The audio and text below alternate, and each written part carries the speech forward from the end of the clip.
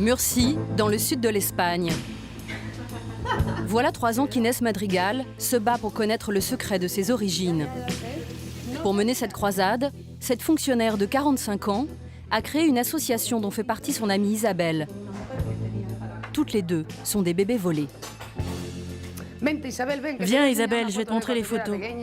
À sa naissance, en 1969, Inès aurait été retirée de force à sa mère biologique pour être donnée à une autre famille. Pourtant, pendant son enfance, ses parents adoptifs lui feront croire qu'elle était bien leur fille. Regarde là, à Grenade, avec mon chapeau blanc. Et là, regarde, c'est ma mère. Ma mère m'avait dit qu'elle était blonde comme moi quand elle était petite, donc bon, bah d'accord. Mais je ne ressemblais à personne. J'ai regardé les photos de famille et non, je ne ressemblais à personne. Sa mère finit par lui avouer la vérité. Elle a 18 ans.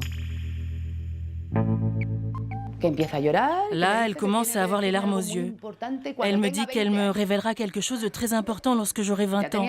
Je lui dis, mais qu'est-ce que tu vas me dire? Que je suis adoptée? Et là, elle a fondu en larmes. Inès pense alors vivre un drame familial. Elle est en fait au cœur d'un secret d'État. Une pratique initiée dans les années 40 par Franco, le vol de bébés. Le dictateur, soutenu par la partie conservatrice de l'Église, a décidé de purifier la société espagnole. Pour cela, les bébés des familles qui s'opposent au régime sont confisqués et confiés à des familles franquistes. Les enfants nés hors mariage sont eux aussi enlevés. Au fil des années, l'idéologie cède la place à un commerce lucratif. Le trafic continuera bien après la mort de Franco, jusqu'à la fin des années 80. À Madrid, le scandale des bébés volés a un double visage. Celui de Sœur Maria, une assistante sociale. Mais la religieuse est morte en janvier dernier, juste avant d'être entendue par la justice. L'autre mis en cause s'appelle Eduardo Vela, un éminent gynécologue, directeur de clinique, visé par des dizaines de plaintes.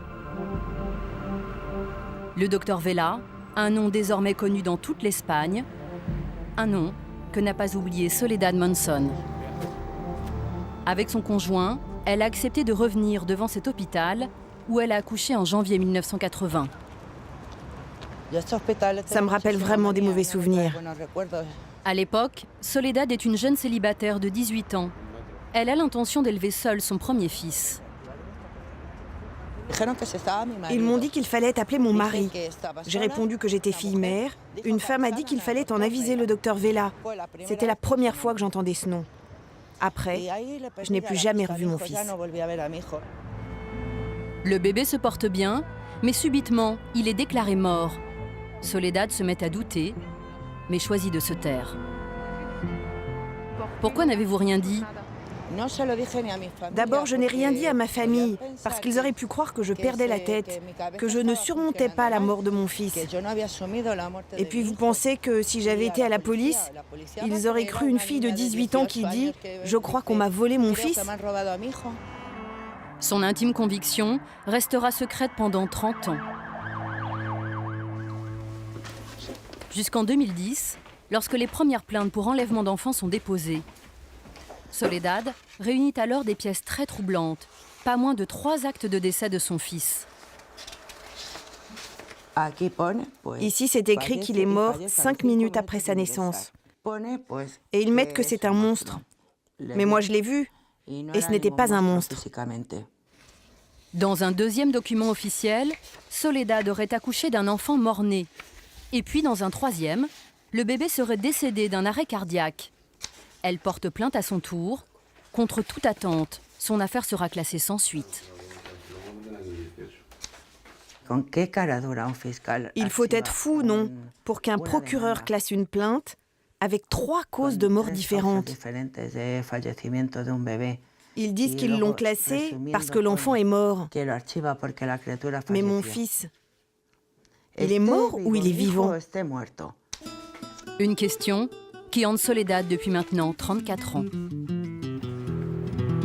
En plein cœur de Madrid, dans une clinique appartenant au fameux docteur Vela, un stratagème encore plus macabre avait été imaginé. C'est ce photographe, Germán Galejo, qui l'a révélé en 1982. C'est ce bébé, là. J'ai fait 4 photos. J'avais peur de me faire prendre, que quelqu'un appelle la police. Grâce à la complicité d'une infirmière, Germán réussit à pénétrer dans la clinique et à prendre quelques images de ce nourrisson mort-né. Il l'avait mis dans un linge pour faire croire qu'il venait de naître.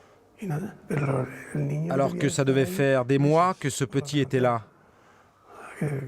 Il l'avait congelé. Les infirmières m'ont dit qu'on montrait cet enfant aux mères pour leur faire croire que leur bébé était mort. Des dizaines de mères ont ainsi cru que ce nourrisson était le leur. Pendant ce temps, sans qu'elles le sachent, leur enfant, bien en vie, était confié à des familles adoptives.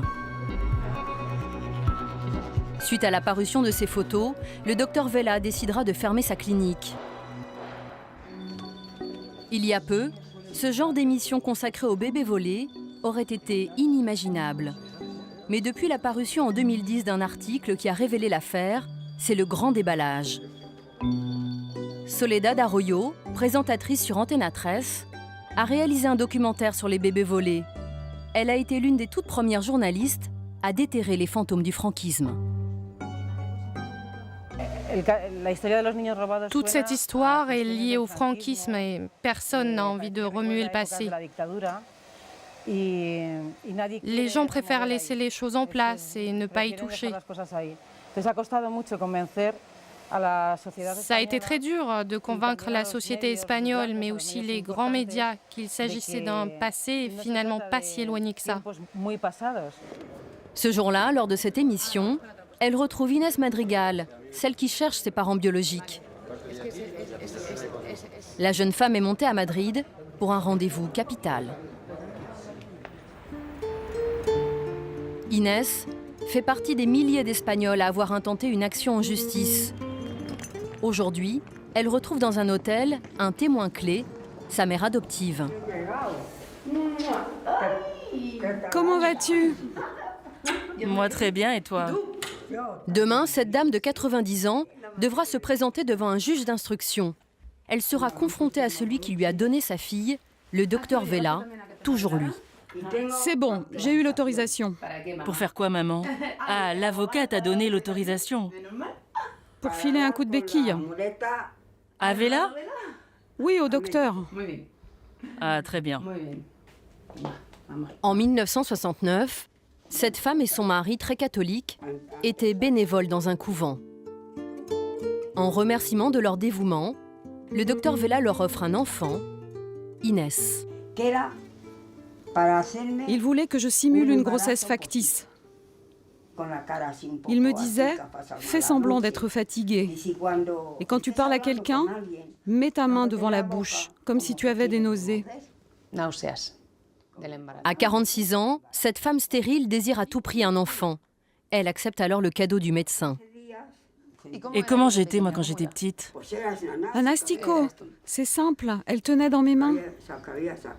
C'est ma mère.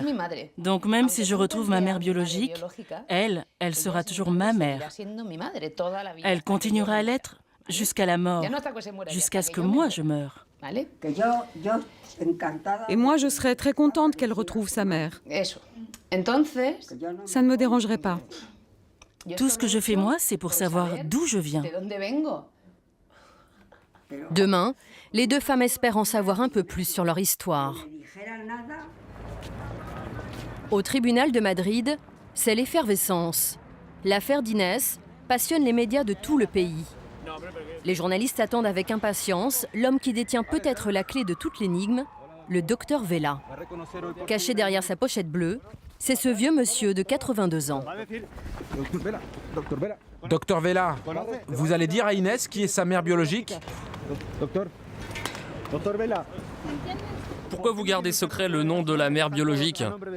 Mais comme à chacune de ses apparitions, le docteur Vela ne répond à aucune question. Comment est-ce que vous avez pu prendre un enfant à sa mère? 2 heures plus tard, la confrontation entre le docteur Vela et la mère d'Inès vient de s'achever. La vieille dame est accueillie par des applaudissements.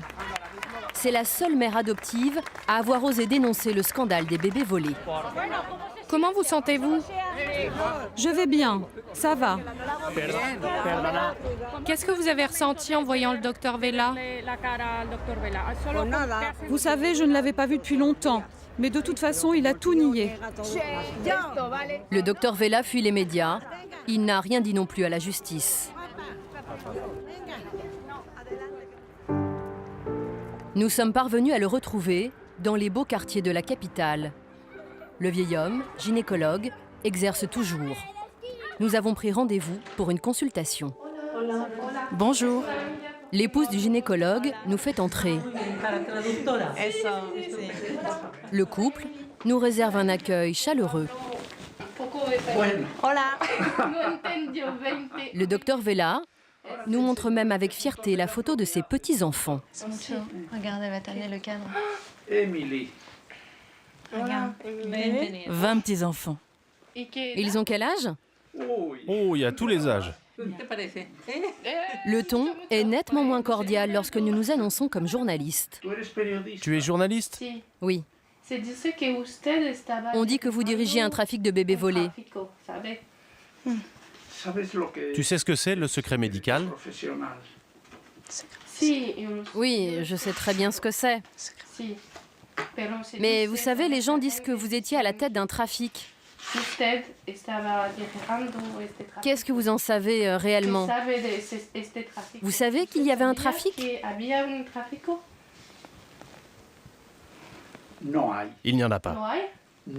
Il n'y en a pas.